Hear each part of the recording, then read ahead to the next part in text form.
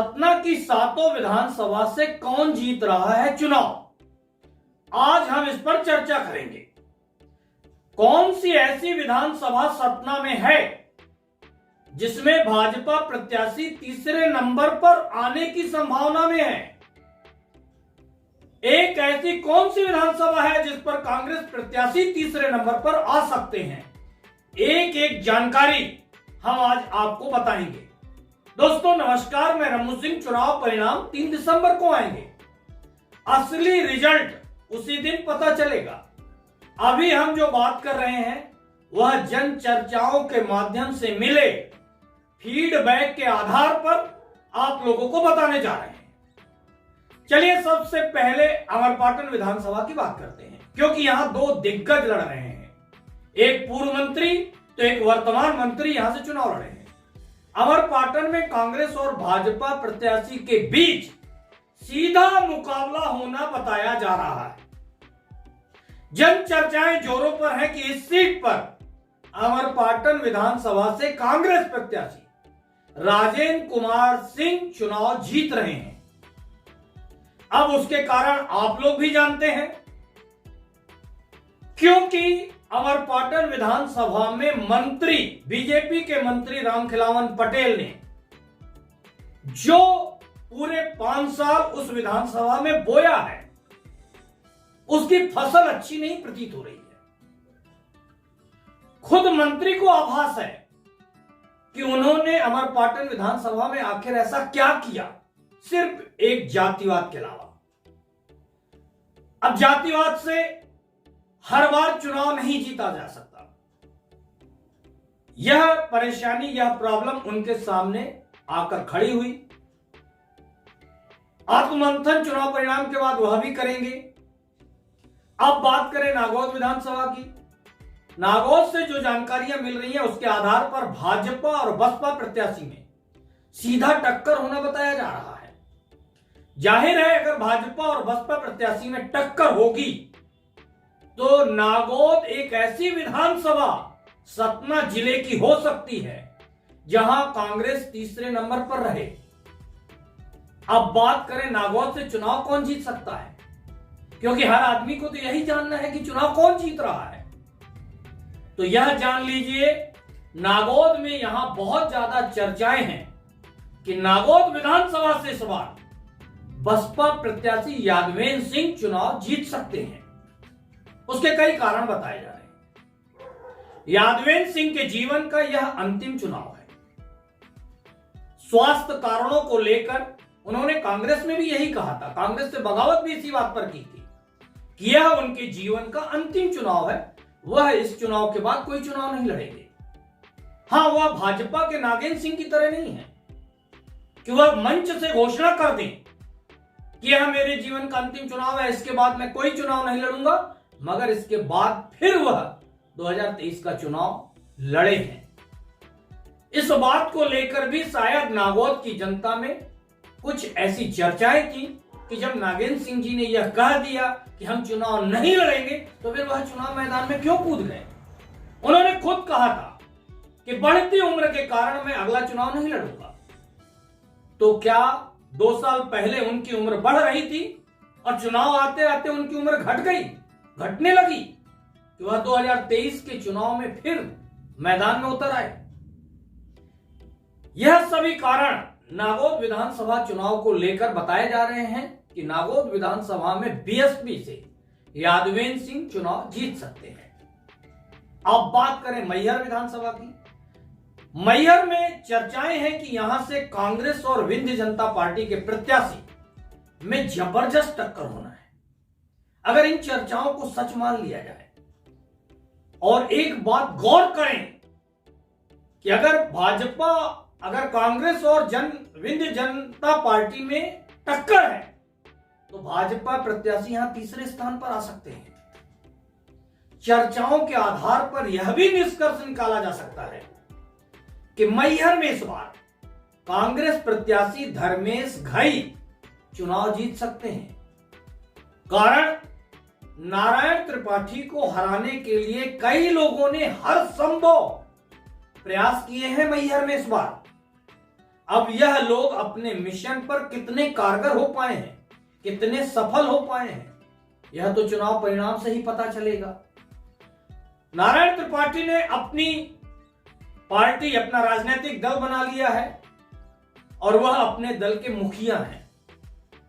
अगर नारायण त्रिपाठी यह चुनाव हार जाते हैं तो उनके राजनीतिक दल पर भी एक बहुत बड़ा प्रश्न चिन्ह खड़ा हो जाएगा। इसलिए नारायण त्रिपाठी का जीतना जरूरी है। मगर कैसे जीतेंगे वह, जब उनकी घेराबंदी उनके अपनों ने भी की हो और विरोधी दल के लोग तो करेंगे ही। अब चुनाव परिणाम से पता चलेगा कि नारायण त्रिपाठी जीतते हैं कि धर्मेश घई।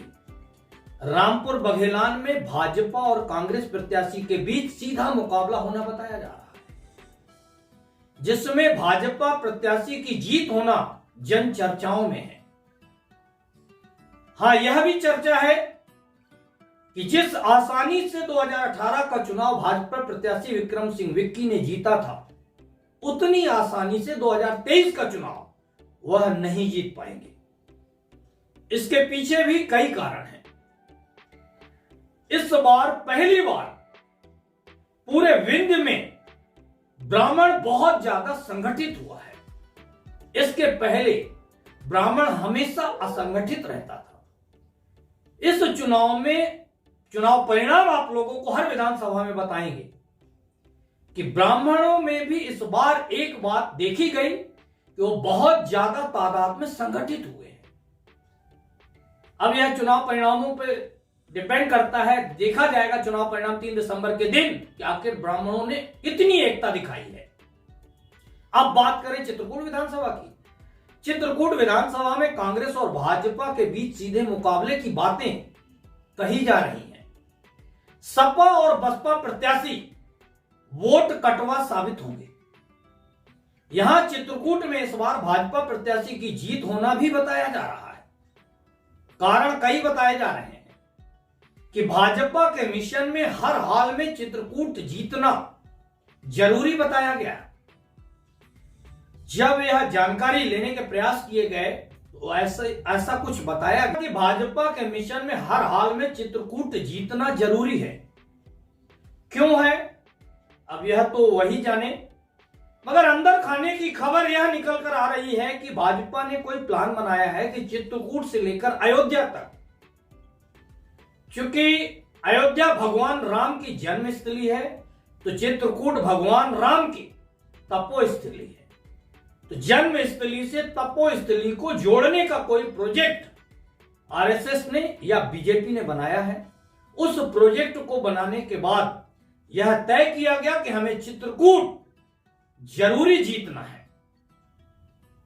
भाजपा के राष्ट्रीय अध्यक्ष जेपी नड्डा 2-3 केंद्रीय मंत्रियों के साथ आकर जन आशीर्वाद की यात्रा मध्य प्रदेश में शुरुआत करने के लिए चित्रकूट विधानसभा के मझगवां ही आए थे। मझगवां से ही उन्होंने जन आशीर्वाद यात्रा की शुरुआत की थी मध्य प्रदेश में। बताया जाता है 1.5 करोड़ का बजट इस सभा के लिए आया था। सच क्या है यह भाजपा के लोग जाने। मगर इसमें सतना के एक बड़े नेता ने 55 लाख रुपए बचा लिए, यह भी चर्चाओं में है।